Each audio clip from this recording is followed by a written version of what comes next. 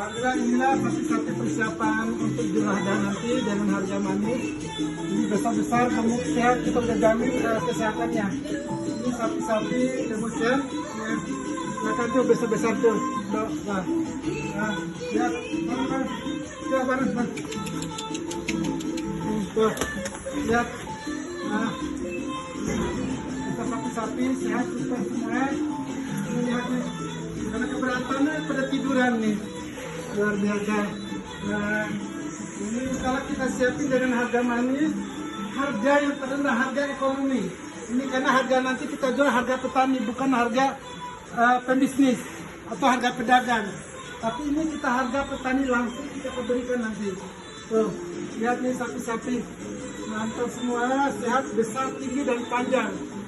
Nah, misalnya kami akan memberi pelayanan dan jaminan bahwa sapi yang kami jual adalah sapi sehat, sapi gemuk, dan sapi dijamin kesehatan oleh dinas peternakan dalam tim dokterannya.